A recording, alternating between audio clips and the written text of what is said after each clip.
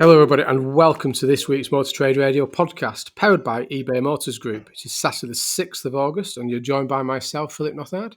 And me, Curtis Hutchinson. This is episode 41, season 8 of Motor Trade Radio, bringing you all the chatter that matters. Once again, we've gathered together this week's big car retailing stories across the franchised and independent sectors for you to enjoy all in one place, on demand, on your podcast feed. Well, in addition to normally we talk about obviously the previous podcasts and interviews, particularly with Jeremy Yeh from CAP HPI, talking about obviously the performance of July market. If you've not had the opportunity to listen to that, then we strongly suggest have a listen to either last Saturday's show or the standalone interview with Jeremy Yeh from CAP HPI, talking about obviously what's happening in what has happened in the July market and obviously what to expect throughout the next few weeks. And also, there's also the ICDP one with Steve Young. Fascinating, always is. Monthly catch up with Steve on all things agency and over the air technology, etc. So I do catch up with that one. But we have got a good shout out this week, haven't we, Curtis? I'll let you talk about this one because I think you noticed it first. Yeah, this is from a friend of the podcast, Ian Godbold, who tweeted last weekend. He was listening to the show on Saturday, and he tweeted a picture of him holding a coffee mug while sat on an exercise bike in his back garden. And he's sort of saying he's enjoying Saturday morning listening to Motor Trade Radio. So he was sort of multitasking. So many thanks for the shout out and the tweets there, Ian. And also, good luck from both of us with your new business venture, because I'm sure people will be aware on the podcast that Ian was formerly at Cambria Automobiles. He was marketing and CRM director and kind of all-round digital guru. But he left Cambria a couple of weeks ago to set up his own business, Velocity Trading, which is a consultancy operating in, I think, mostly the used car sector, promoting sales, generating best practices and sales in used cars. So big shout out to you there, Ian. Yeah, Ian, and if you are listening this morning, whatever you're doing, I'm sure hopefully let's get another tweet and see what you are doing this morning whilst you're listening to us. But do get in touch. Let's get you on the show. Let's find out what you're up to, what you're involved with, share some of your thoughts on the market. So you're always welcome to come on. So do drop either Curtis or myself a note, and you're welcome to come on anytime, Ian. So thanks for the continuous support as well. Yeah, and also if you'd like to get in touch, anyone listening today, if you'd like to come on the show or send us a press release, then just email us at motortraderadio@yahoo.com. You can also join the Motor Trade Radio LinkedIn and Facebook groups or follow us on Twitter. And if you are listening anywhere exotic, like Ian was last week, then take a photograph, tweet it, and we'll give you a shout out next week. Yeah, definitely. So, what have we got in the headlines this week? Because there's a few. We're catching the latest in some of the registration figures, aren't we? We are indeed, yeah. So it's kind of a show of two halves, because the front half of the show is very much geared towards the new market, and the second half very much geared towards the used market. So headlines this morning from AM, Car Dealer, Motor Trader, and Automotive News Europe. Starting with new car registrations fall again in July as SMMT downgrades full year forecast. LCV market struggling to recover with seventh consecutive monthly drop. Automakers start to see weaker demand amid inflation squeeze. Retail used car prices are resilient despite 6 months of decline, reports eBay Motors Group. No cliff edge in sight for used car values thanks to poor new car supply, reports Cox. And one headline that really caught my eye this week, and I'm looking forward to discussing it with you later, Phil, is dealers will soon have more stock than they know what to do with. So we'll find out what all that's about. Definitely. So, as you say, the new car registration, or the new vehicle registrations for both car and LCV, have been published this week, and they were going over to the headline in Car Dealer, which new car registrations fall again in July, with SMMT also revising their expectations. So, as you may have seen this week, that the new car results are out for the month of July, dropped down to 112,162, and that is the fifth month in succession for falls. So it's not the greatest result. I think, is it down 0.9? Is it down 9%? Is it 9%? Yeah, it's 9% down in July year on year. The declines were pretty much they were driven by the fleet market, because that was actually down 18.2% to just 50,000 registrations, while consumer registrations remain fairly steady month on month at just shy of 60,000. But as a result, private registrations in the year to date are now 3.7% up on 2021. And that's really as a result of, and yeah, we've spoken about this before on the podcast, but it's really the result of manufacturers prioritizing private customers ahead of fleet customers.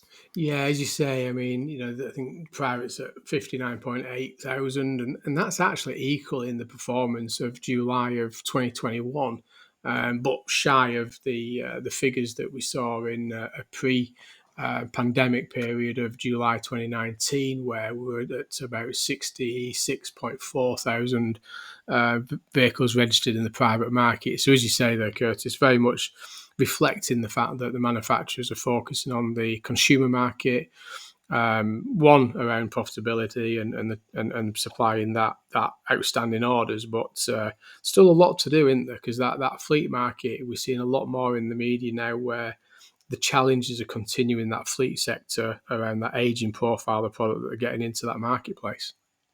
Yes, and looking at year-to-date volumes, they for 2022 year-to-date, 914,000 against 1.03 million this time last year, and that's actually down 11.5% year-to-date. Yeah, so still a lot happening there, and there's. With the next story, we'll talk about obviously what the market is now saying about the sort of the rest of the year and the coming months. But again, looking at some of the European market, I'm sure you can share some of the fuel performance next, Curtis. But in terms of when you start to look at some of the European market, very much different performances. The key one is Germany, finished on 205,900, and that was a 12.9% drop year on year, whilst Italy really performed fairly stable compared to their performance in 2021 with just over 109,000, so they were down 0.8%.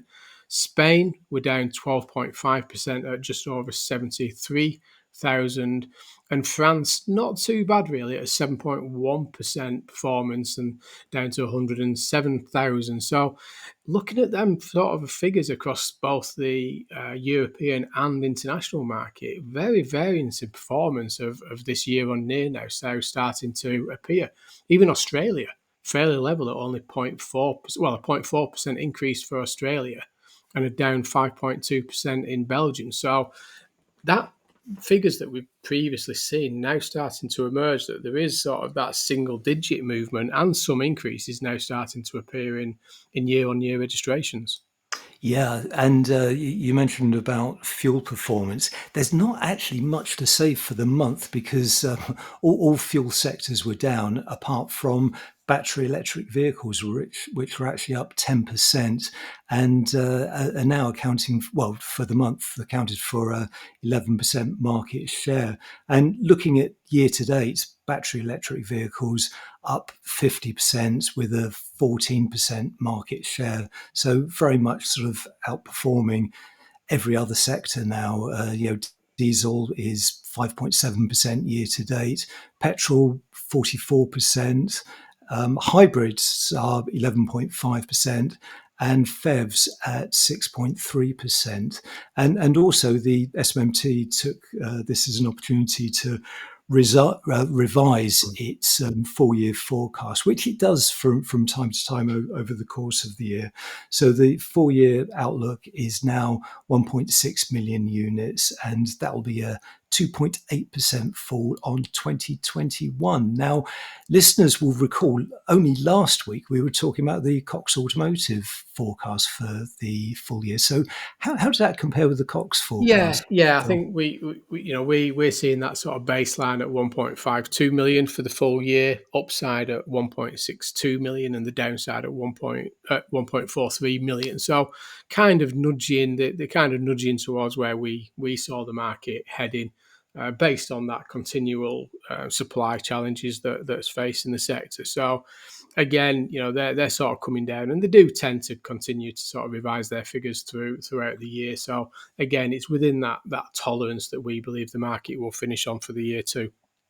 And we're going to stay with the new car market before we look at the van sales for the month, because there's an interesting report in Automotive News Europe. Headlines: automakers start to see weaker demand amid inflation squeeze. So some interesting observations here about the level of demand. And the piece reports how lower demand in Europe and North America, amidst what analysts say is growing evidence that consumers are actually balking at the higher prices and keeping their cash for necessities. And of course, this all ties in with the cost of living crisis, increase to inflation, the way interest rates are going up. So quite an interesting take here. And the piece actually outlines that waiting times on new orders are actually becoming shorter.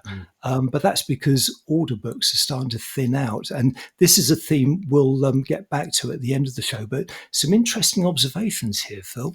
Yeah, it's kind of interesting now because, we're just talking about that shortage of production and things like that. But it is now, as you say, that it's now starting to switch and move towards that demand and the impact of cost of living. The recession is talked about a lot more in the global market at different levels. Just this week, the interest rate rise for the UK there to try and slow down inflation. Other things happening in other local markets in both the global and European markets. So yeah, there's a little bit sort of starting to appear from some of the leading OEMs, isn't there, with VAG there, so the Volkswagen chief financial officer, talking about demand is coming down. The warning signs for Europe and North America are less so for the Chinese region, but these things are now being muted in the market. But interesting, you've got Carlos from Tavares from Stellantis. He's obviously come out recently talking about that production is starting to recover.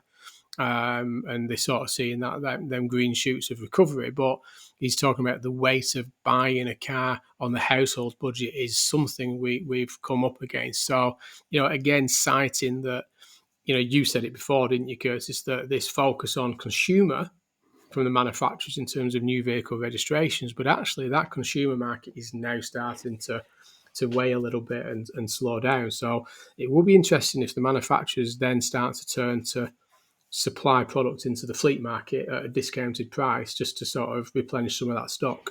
Yeah, just like the bad old days, in fact. Yeah.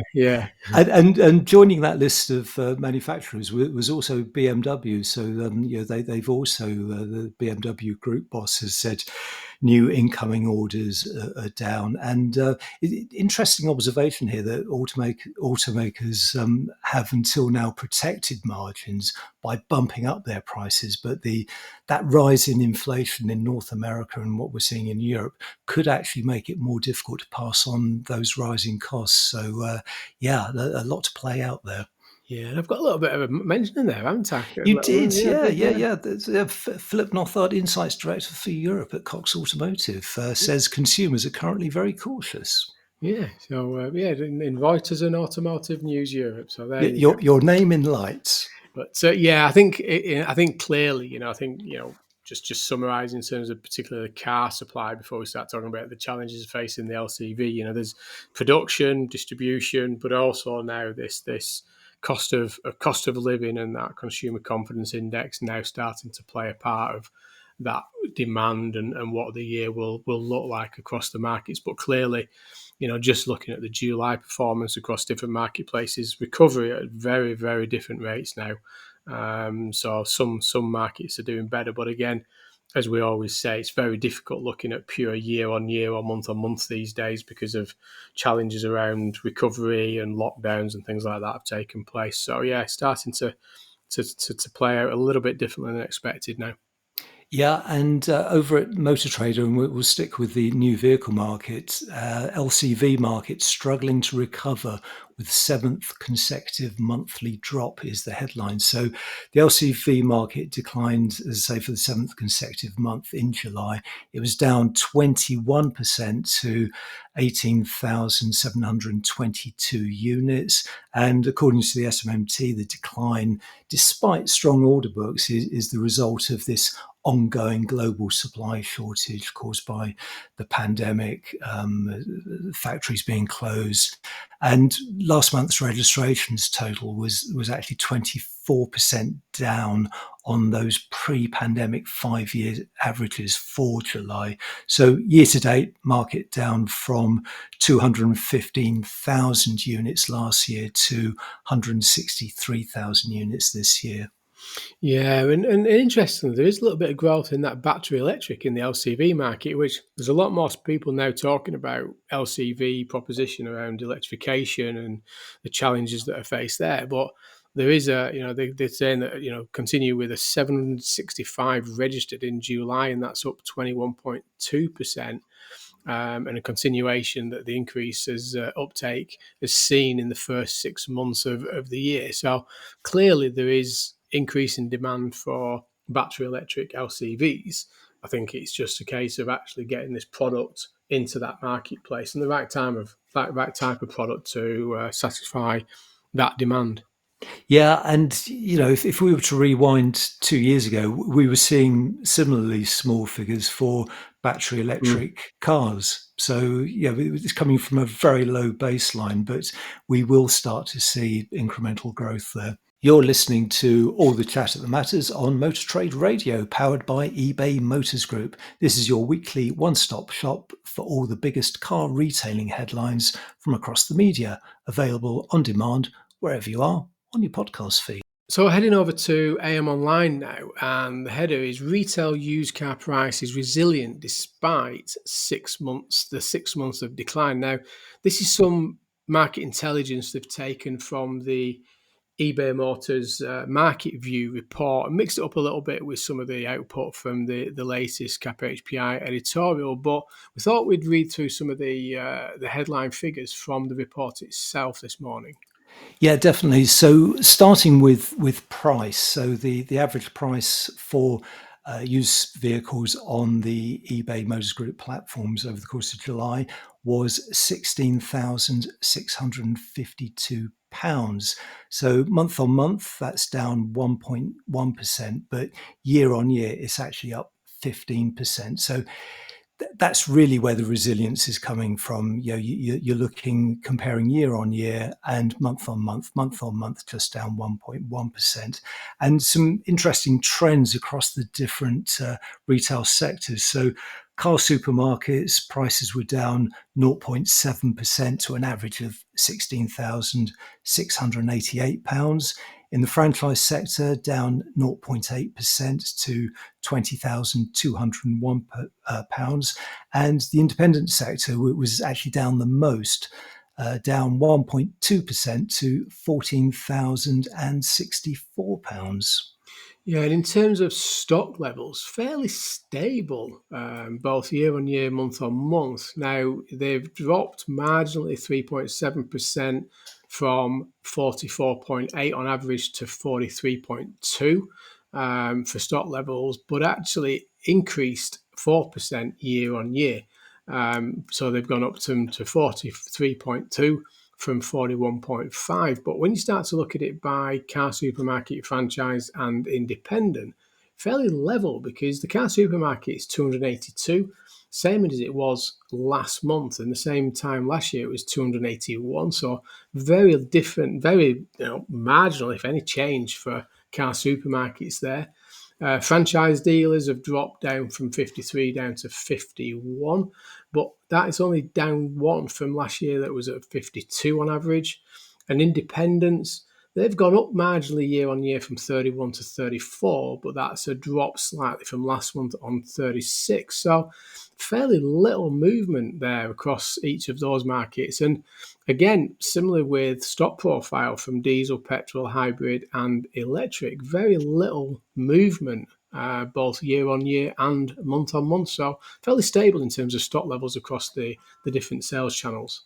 Yeah, and completing the picture, days to sell actually improved over the course of the month. So the average across all sectors was 37.9 days. Now that's an improvement on 39.5 days in June, and year on year 39.2. So some improvements there in the actual speed of sales, which is looking good.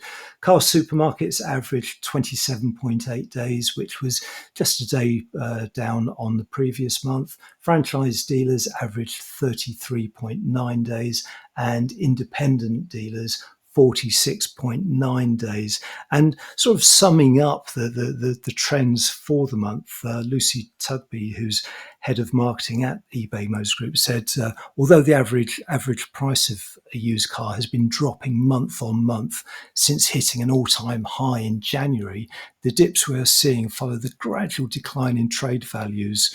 Pricing remains resilient, as illustrated by year-on-year comparisons, with the overall average price £2,158 higher than July 12 months ago. And as always, we'd always recommend to head over to eBay Motors website where you'll be able to see the whole report. And I'm sure you've shared it and I've shared it through our social channels, Curtis, but a lot of detail in there, not just about stock levels and demand and days to sell and pricing, but actually it takes a deeper dive into fuel types and the type of vehicles that people are looking for by age and mileage and price profile. So as always, we'd recommend you to take a look at that because I think it'll give you some insight of what's happening right across the marketplace. So heading over to Car Dealer for the next headline, which is no cliff edge in sight for used car values thanks to poor new car supply. So as I said earlier in the show, it's very thematic this week. Isn't it? So this story, despite there being an end to massive increases in used car prices recently, reports Car Dealer, the ongoing shortage of new car stock means there's no cliff edge in sight for used values. Now, this story is actually based on some research that you guys at Cox Automotive published this week from your quarterly Auto Focus, isn't it? Yeah, so when looking at sort of the new and used vehicle forecast for the remainder of the year, and then looking at sort of demand of what's happening in the wholesale market, and again starting to tease out what's happening in terms of that percentage of cost new. We know we've come down from a very high point of last year, but clearly just from the stories we were talking about earlier around the July performance, the year-to-date performance, and what some of the OEMs are now citing around demand and production continued challenges, that there is no influx of product on the horizon. So, more and more we're having conversations across the market where, there's a little bit of nervousness of when they buy stock and when they start to invest in stock because there's a bit of caution about price depreciation. But, just from the conversation we had with Jeremy Yeh for Cap HPI to move at 0.2% into August from July, and that 1 year 10 it went up 0.1% because of the demand coming from that leasing and rental market, and because of the supply of new vehicles. There is no expectation of a significant drop off in values. We may start to enter a period of marginal depreciation as we go through Q3 into Q4. There may be some pressure on certain models of vehicles that manage to get supply, but we're not expecting any significant drop off in prices. 7.7% at 3 year, 60 year to date down is not a bad marketplace to be in. And it may look that we may not get to that 15% depreciation figure by year end, depending on what happens through September. So again, trying to get a little bit of realism out there in the marketplace that, where there is a little bit of caution, fine, but I don't see any risk anytime soon. And you make some interesting observations about some of the age bands of used vehicles, pointing out that at the moment the challenge exists mostly in that 0 to 6 month old park and sub 12-month markets. But you do actually say that we'll soon start to see more of the same within the 1 to 3 year old sector. Yeah, because again, we've mentioned it a few times on the podcast. That lost production that we've seen through 2020 and 2021, and we expect to see similar kind of losses of production by the time we get to the end of this year. Those vehicles are never entering the used car marketplace. They're not entering new. They won't enter the used. And as time goes on, we're seeing the impact today in the 0 to 6, 0 to 12 of what's happening over the last sort of 12, 18 months. But again, that will start to impact on the future age of the used vehicle park. So, if you think about forecast of 82, 83 million produced vehicles this year, that's again anything up to a 14 million shortfall of pre-pandemic levels of production. Well, that'll take our loss over a 3-year period of over 40 million less vehicles entering production. So it's going to have an impact on the used vehicles entering the used vehicle park, and that's what we're trying to call out with this. That we are going to see some oversupply in certain areas, but all in all, there's no huge influx of products anytime soon. Which brings us on nicely to the last story this week, and finally, which is from Car Dealer, and the headline is "Dealers will soon have more stock than they know what to do with. Industry leader predicts." So this is car dealers will soon have more stock than they know what to do with as production begins to ramp back up. And that's the view of Peter Smythe, director of Swansway Group and friend of the podcast. We've had Peter on a couple of times, who believes levels could be back to normal as early as the fourth quarter of this year. What did you make of this story, Phil? Yeah, and I think we've got to put context behind some of this because there is production increasing. Carlos from Stellantis has mentioned it recently that they're starting to see a little bit of sort of production recovery now for some of the brands that sit underneath that parent company of Stellantis. Peter's got a very high partnership with the VAG group, particularly VW. But he does cite that Honda and Land Rover, he doesn't see that recovering anytime soon. So again, very much brand specific that we might see that recovery. Now, to your point that you made right at the start in terms of the SMMT and that shorter lead times as a consequence of demand, not necessarily supply increase, could start to generate some available product that could enter the market. And again, citing Carlos from Stellantis, he intimated on a recent interview with him that if supply does start to return whilst the consumer demand is down, then we could enter into a discounting structure again in the back end of the year. But again, I think Peter's right in one way that there is production coming slowly, but it is, as he puts in there, it's very much brand specific. And at that level, it will be very much model specific as well, where production will be recovering. And the question will be is, for the manufacturers, the product that they're producing, the models that they're producing, if they're in demand, will it then create an oversupply of vehicles in the fourth quarter? Yeah, and but Peter does actually talk about the impact of, if there is increased supply, what impact it will have on used cars. So the piece goes on to say the increase in new car production is likely to see a dip in used car prices, although experts say any decline will be gradual. Now, Smythe believes that there could be a fall around October in terms of prices, and says that used car prices have not been sustainable over recent times. And he does actually cite those two dips that we saw earlier in the year, which I think the CAP HPI book drops were in March and April, and he does actually cite those as a possible correction heading our way in October. Yeah, and he's right. I think there's a lot riding on the October energy cap and what the government do before then. If demand continues either where it is or gets any worse at the same time as production increase, that will start to sway that balance that we've got stability on at the minute. If supply does start to enter the market, and it is simple calculation of supply and demand starting to weigh out. Now, the caveat with this is we know there is a significant backlog in the leasing sector for product, that the age profile of leasing vehicles is continuing to increase. We know there's a backlog in Motability of vehicles that need replenishing in the Motability sector. And we know that the rental operators are currently heavily buying in the used vehicle market. So if there is oversupply of new vehicles, depending on what type of vehicles they are, they could go into the rental and fleet business sectors and actually not create an oversupply.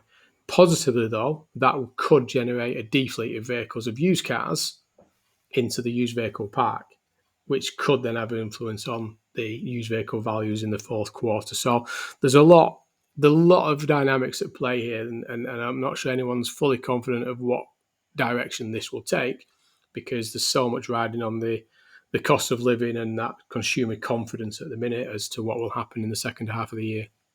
Yeah, and I think a lot of listeners tuning in today, that they will favour that scenario, because, as we said at the top of the show, the fleet market in the year to date is actually down by a quarter. So there is demand there. There's a shortfall. That fleets running older vehicles, they will want to replace those vehicles, but they just can't get a hold of them at the moment. So that could change over the coming months. We'll see. Yeah, they are desperate. They are desperate because their SMR costs are continually increasing because they're in an overage or aging profile of vehicles, higher mileage, older vehicles. So yeah, there's a lot of play at the minute, and the type of vehicles dominated with the EV, just on the basis of the stats that we've been talking about right at the start of the show. So yeah, there's a lot at play at the minute, but I don't think anybody's right or wrong. I think that's the message with this one, Curtis. I think that it's very difficult to predict at the minute. And we are very much in uncharted waters. We haven't been here before, have we?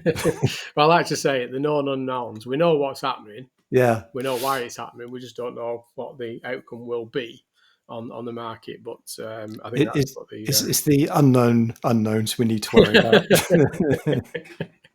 But yeah, I mean, there's a lot going on there. So again, a lot happening, a lot of data around the new vehicle, either car and LCV performance, and particularly when you start looking at fuel type. Again, as I said earlier, always urge you to take a look at the full report from eBay Motors there around some of the activity that they're seeing, either by demand, price, fuel type, etc., pricing, market demand. So do take a look at the eBay Motors market review report, and don't forget to listen back to the interview there with Jeremy Yeh and Steve Young from ICDP on your feed. That's all for now. You've been listening to the weekly Motor Trade Radio podcast powered by eBay Motors Group. Many thanks for joining us for all the chat that matters. We're back again next week. Until then, it's goodbye from me. And it's goodbye from him.